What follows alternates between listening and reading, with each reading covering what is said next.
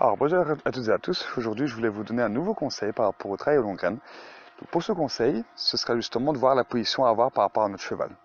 Donc ici en l'occurrence, ce que je voulais que vous compreniez, c'est la position par rapport à l'axe de conduite du cheval. Donc l'axe de conduite du cheval, c'est en fait cette sorte de ligne imaginaire qui se trouve au niveau de ses épaules. Vous voyez, si je dessine, elle se trouve ici.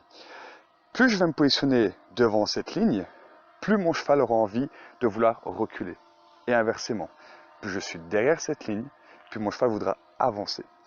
Alors attention, dans la nuance, je peux aussi faire des variantes, dans le sens que je pourrais me retrouver parfois en certains cas à être quand même devant une ligne de conduite, mais dans le but de pouvoir aspirer l'épaule de mon cheval. Donc pour ça, en fait, comment je ferais, c'est que je viendrais par exemple prendre ma renne comme ceci, je viendrais la détacher, et je l'attacherais plutôt dans cette position.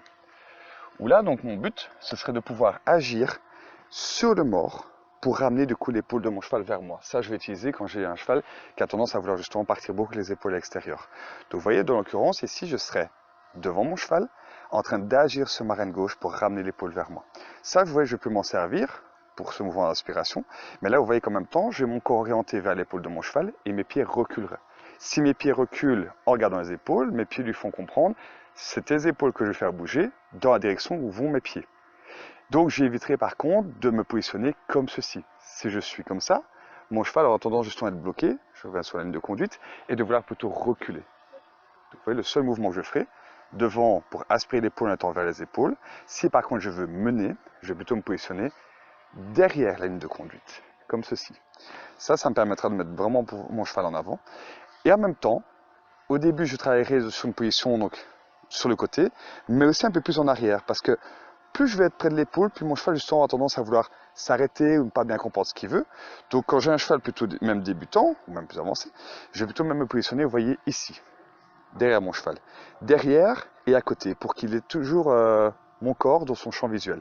Ça lui permettra comme ça de pouvoir voir mes indications, et en même temps ça aura un côté un peu rassurant. Si j'ai un cheval plutôt anxieux, ça le rassurera de pouvoir me voir un petit peu. Quand mon cheval sera plus avancé, je vais même aller dans l'idée de pouvoir me mettre derrière lui, comme ceci.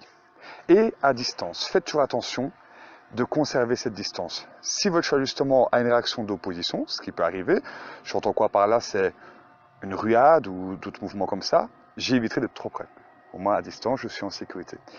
En même temps, j'en profite aussi tant que je suis dans cette position pour vérifier si mon cheval, vous voyez, est à l'aise sur son côté gauche et le côté droit.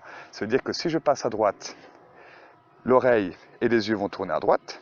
Si je vais à gauche, ses yeux vont me regarder à gauche. Vous voyez, elle a tourné la tête à gauche. Je refais. Je vais à droite. Elle me regarde à droite. Vous voyez, comme ceci.